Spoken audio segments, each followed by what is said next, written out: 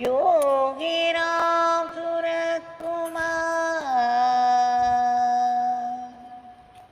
योगीराम सूरत कुमार, योगीराम सूरत कुमार। जय गुरु राया। योगीराम सूरत कुमार, योगीराम सूरत कुमार, योगीराम सूरत कुमार। जय गुरु राया। भगवान श्री योगीराम सूरत कुमार की जय।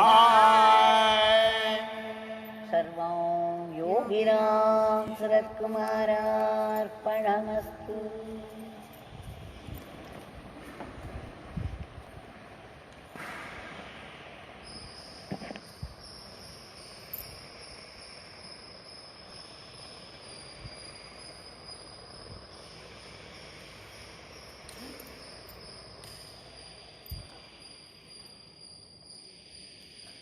இந்த இனிய காலை வேளை மிகவும் பிரகாசமாயிருக்கிறது.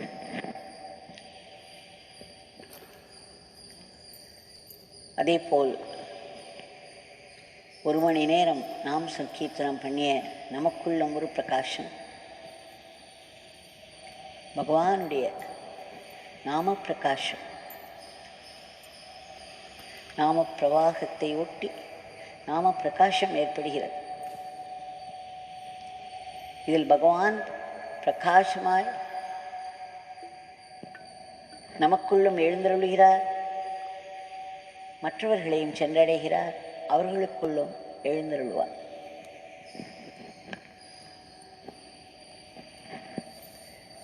பகவானுடைய விதவிதமான பரிமாணங்களை நாம் பார்த்து வருகிறோம். அவருடைய வாழ்விலிருந்து சில காட்சிகளை பார்த்து வருகிறோம். அவருடைய உபதேசங்களை ஒட்டி சில காட்சிகளை பார்த்து வருகிறோம். அவருடைய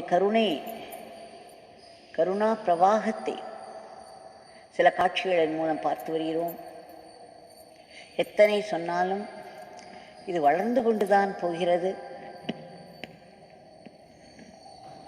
அவருடைய பெருமையை, அவருடைய நாமத்தின் பெருமையை சொல்லி மாளாது. இன்றைக்கு நேற்றைய தினம் உபதேசங்கள்,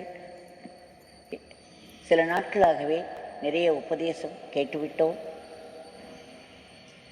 இவையெல்லாம் நாம் திரும்பவும் மனதிற்கு கொண்டு வந்து அசை போட்டு அதை ஜீரணித்து நமக்குள் அசிமிலேட் செய்து அது நம்முடைய இரத்தத்தோடு நம்முடைய உயிரோடு கலந்து இயற்கையான நற்காரியங்களாய் வெளிப்பட வேண்டும், இறை சிந்தனையாய் வெளிப்பட வேண்டும்.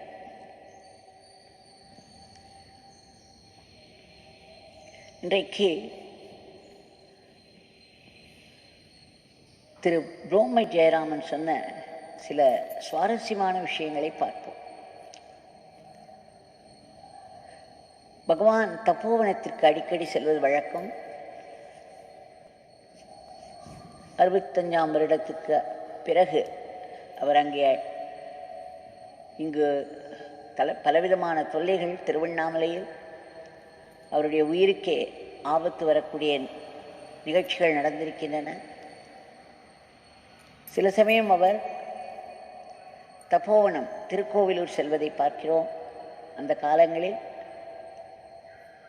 அங்கு தப்போவனம் ஸ்ரீ ஞானானந்தகிரி சுவாமி அவர்களுடைய பல பக்தர்கள் பகவானிடம் மிகவும் பக்தியும் மரியாதையும் கொண்டு வழிபட்டார்கள். அவர்களுடைய அன்பில் இவர்கள் தப்போவன பக்தர்கள் பகவானுக்கும் நெருங்கியவர்களாக ஆகிவிட்டார்கள். பகவான் அவர்கள் மேல் அன்பு பூண்டிருந்தார். அதையொட்டி அங்கு தப்போவன பக்தர்கள் பலர் திருவண்ணாமலை நம் பகவான் யோகி ராம் சுரத்குமாரிடம் வருவது வழக்கம். அதில் ஸ்ரீ கணபதி என்பவர் ஒருவர். தப்போவனத்தில் ஒரு முறை ஸ்ரீ கணபதி அவர்களுக்கு தேள் கடித்து விட்டது. விஷம் ஏறிக்கொண்டிருக்கிறது, கடுமையான விஷம், கொடிய தேள். ரோமை ஜெயராமன் சொல்கிறார், பகவான் உடன் அவரை தன்னுடைய மடியில் கிடத்தி தன்னுடைய விசிறியினால் மேலிருந்து கீழாக விசிறிக்கொண்டே இருந்தார். அவர் விசிற விசிற அந்த கொடிய தேளின் கடுமையான விஷம் இறங்கி இறங்கி இறங்கி கடைசியில் அவரை விட்டு சென்று விட்டது. அவர் பிழைத்து விட்டார். இந்த காட்சியை மிக சுவாரஸ்யமாக சொல்லிய திரு ஜெயராமன் அவர்கள் இன்னொன்றையும் சொன்னார். பகவான் சன்னதி தெரு வீட்டில் இருந்த பொழுது நடுநடுவே ஒரு நாள் 2 நாள் திருவண்ணாமலையை விட்டும் சென்றிருக்கிறார். சில முக்கிய காரணங்களுக்காக. அந்த மாதிரி அவர் ஒரு முறை செல்லவிருந்த பொழுது திரு கணபதி அவர்கள் அங்கு வந்திருந்தார். அவரை கூப்பிட்டு பகவான் சொன்னார், இந்த பிச்சைக்காரனுக்கு ஒரு தேவை, வெளியே செல்ல வேண்டிய ஒரு அவசியம். அப்பொழுது நீ இங்கே தங்கியிருக்க வேண்டும். இங்கே இந்த சன்னதி ஸ்ட்ரீட் வீட்டில் தங்கி சகஸ்ரநாமம், விஷ்ணு சகஸ்ரநாமம் ஒரு விளக்கு ஏற்ற வேண்டும். பிறகு விஷ்ணு சகஸ்ரநாமம் சொல்ல வேண்டும். நீ அப்படி விஷ்ணு சகஸ்ரநாமம் சொல்லும் பொழுது புஷ் புஷ் என்று சத்தம், ஆங்கிலத்தில் ஹிஸ் என்பார்கள், அந்த சத்தம் கேட்கும். அதாவது ஒரு பாம்பின், நாகப்பாம்பின் சத்தம். அதை கண்டு பயந்து விடாதே, படிப்பதையும் நிறுத்தி விடாதே, விஷ்ணு சகஸ்ரநாமம் தொடர்ந்து படிப்பாய். உனக்கு அந்த பாம்புகளினால் தீங்கு ஏறாது, எந்த தீங்கும் வராது என்று சொல்லி போனார். ஸ்ரீ கணபதி அவர்களும் ஒரு விளக்கு ஏற்றி விஷ்ணு சகஸ்ரநாமம் சொல்லிக் கொண்டிருந்தார். பகவான் சொன்னது போல் சிறிது நேரத்தில் ஒரு பாம்பினுடைய ஹிஸ்ஸிங் சவுண்டு, இந்த புஷ் புஷ் என்ற சத்தம் கேட்டுக்கொண்டே இருந்தது. இவருக்கு நடுக்கம், உடலெல்லாம் வியர்த்து கொட்டுகிறது, பயம். ஆனாலும் பகவான் சொன்னார் அல்லவா, இந்த பாம்பினால் உனக்கு எந்த தீங்கும் நேரிடாது, நீ தொடர்ந்து படி என்று சொன்னார் அல்லவா. அந்த வாக்கை கொண்டு அது அவருக்கு ஒரு பலத்தை தந்தது, ஆத்ம பலத்தை. அவர் விஷ்ணு சகஸ்ரநாமம் படித்து கொண்டே இருந்தார். அப்பொழுது அவர் சொல்கிறார், கணபதி சொன்னாராம் திரு ஜெயராமன் அவர்களிடம், பல பாம்புகள் நெளிந்து நெளிந்து போவதை பார்த்தேன் என்று. சன்னதி தெரு வீட்டில் எத்தனை ஒரு ஆச்சரியகரமான காட்சி. இவர் விஷ்ணு சகஸ்ரநாமம் சொல்ல சொல்ல சத்தத்தோடு அந்த பாம்புகள் நெளிந்து நெளிந்து வெளியேறின. பகவான் திரும்பி வந்த பிறகு கணபதி அவர்களிடம் கேட்டாராம், விஷ்ணு சகஸ்ரநாமம் சொன்னாயா, பாம்பின் சத்தம் கேட்டதா என்றெல்லாம். இவர், ஆம் சுவாமி, நான் சொன்னேன், மிகவும் பயமாயிருந்தது, நடுக்கத்தோடு தான் சொன்னேன், சத்தமும் கேட்டது. ஆனால் தாங்கள் சொல்லியபடி அந்த பாம்புகள் நேரே நெளிந்து சென்று விட்டன, என்னை ஒன்றும் செய்யவில்லை என்று கூறினார். அவருக்கு ஏதோ சர்பதோஷம் இருந்திருக்கலாம். ஏனென்றால் ஒருமுறை தேள் கடித்து விஷம் இறக்கினார் பகவான், இம்முறை பாம்பு கடிக்க வேண்டிய ஒரு விபத்து நேர இருந்திருக்கலாம். கணபதி மிகவும் பக்தி பூண்டவர், பகவானுக்கு மிகவும் நெருங்கியவர். முன்கூட்டியே பகவான் இந்த சந்தர்ப்பத்தை உபயோகித்து அவருடைய சர்பதோஷத்தை நிவர்த்தி செய்திருக்கலாம். எந்த காரணமேனும் பகவான் இதை செய்தார். இந்த ஒரு அற்புதமான விஷயம் அங்கே நடந்தது என்பதை பற்றி கேள்விப்படுகிறோம். திரு ஜெயராமன் அவர்கள் இன்னொன்றும் சொன்னார்கள். கணபதி அவர்கள் சென்னையில் சைதாப்பேட்டை ஏதோ ஒரு இடம், எனக்கு ஞாபகம் இல்லை, இது அவரை இடம் எப்பொழுதோ கூறியது.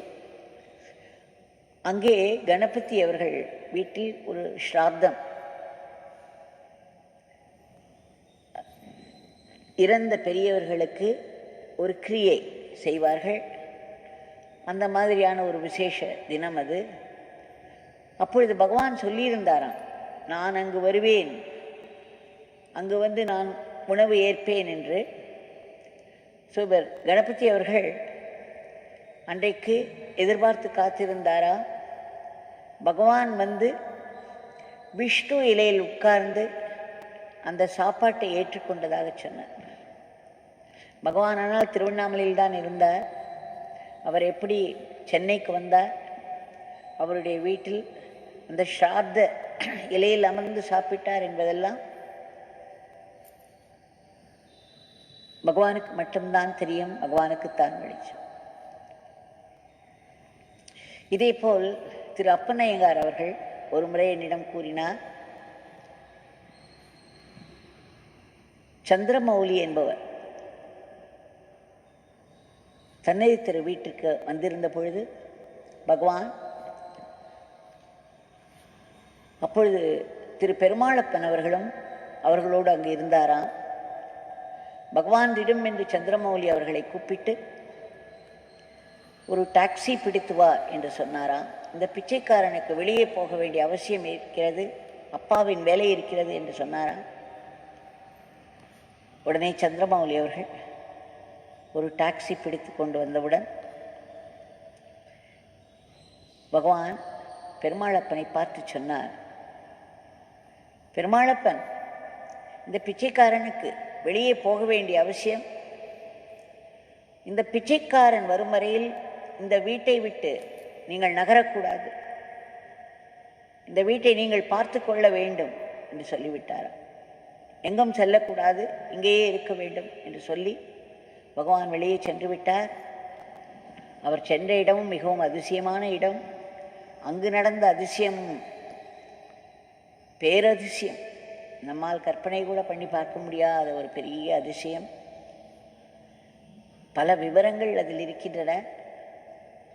நாம் அந்த கதைக்குள் இப்பொழுது புக வேண்டாம்.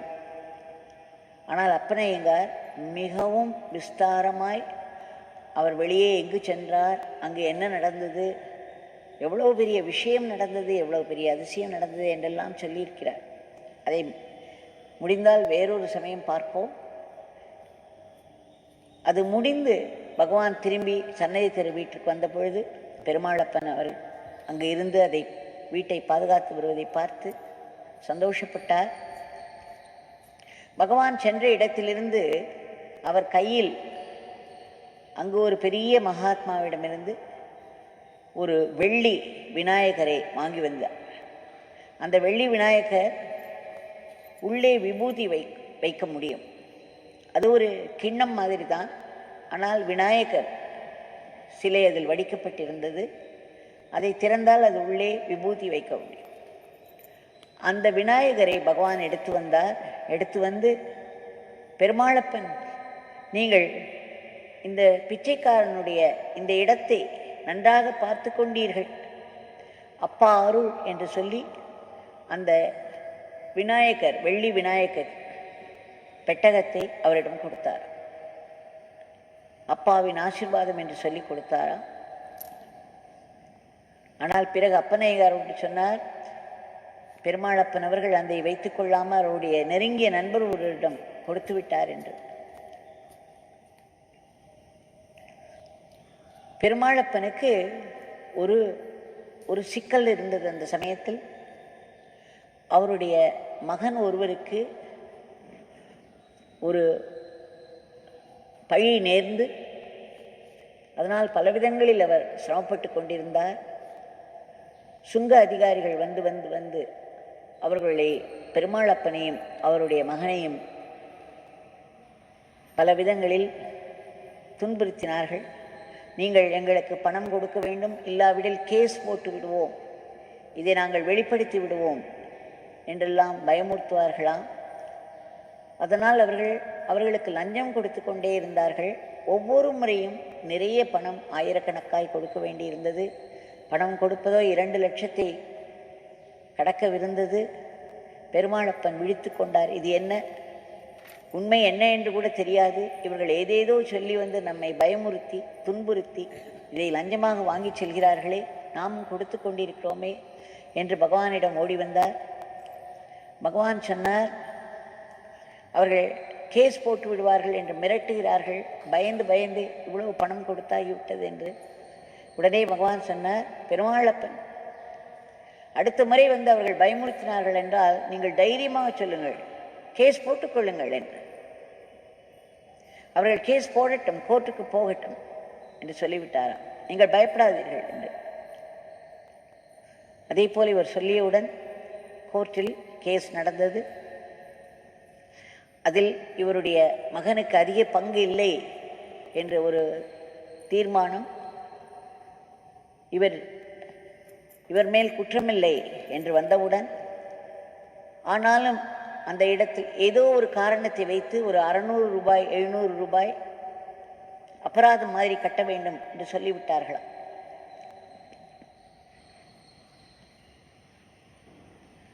அந்த 600 ரூபாய் 700 ரூபாய் கட்ட வேண்டிய இவர் உடனே போய் பகவானிடம், இந்த மாதிரி நடந்தது, நல்ல வேளை அவர்கள் எங்களை விட்டுவிட்டார்கள், இன்னும் ஆயிரக்கணக்கில் நாங்கள் செலவழித்திருப்போம், அது இல்லாமல் கேஸ் நல்லபடியாக நடந்து இவருக்கு குற்றமில்லை என்று சொல்லிவிட்டார்கள், ஆயினும் ஏதோ ஒரு காரணம் காட்டி இப்படி ஃபைன் போட்டு விட்டார்கள் என்று சொன்னவுடன் பகவான் சொன்னாராம், கட்டாதீர்கள், என்ன செய்கிறார்கள் என்று பார்ப்போம் என்று தைரியம் ஊட்டினார். அதன் பிறகு அதன்படி அது ஒன்றுமில்லாமல் போய்விட்டது. இப்படி பல பல பகவானுடைய உபதேசங்கள் ஒரு விதமான அருள், நமக்கு ஒரு படிப்பினை, ஒரு அருள். பகவானுடைய வாழ்க்கையில் நடைபெறும் நிகழ்ச்சிகள் எல்லாம் ஒவ்வொன்றும் ஒரு படிப்பினையோடு கூடிய ஒரு அருள். அந்த அருளின் வெளிப்பாடு இப்படி பக்தர்களை பல விதங்களில் வழிகாட்டி காத்து வருவதையும் பார்க்கிறோம். பகவானுடைய அருள் விதவிதமாய் வெளிப்படுகிறது. அந்த அருளாளர், பேரருளாளர் பகவான் யோகிராம் சுரத்குமார் அவர்கள் இதோ இங்கே நின்று கொண்டிருக்கிறார். நீங்கள் அனைவரும் பார்த்து கொண்டிருக்கிறீர்கள். உங்கள் அனைவருடைய வீடுகளிலும் உள்ளே வந்து நின்று கொண்டிருக்கிறார். தன்னுடைய காட்சியை தந்து கொண்டிருக்கிறார். அவரிடம் இன்றைய பிரார்த்தனை ஆத்மார்த்தமாய் சமர்ப்பிப்போம்.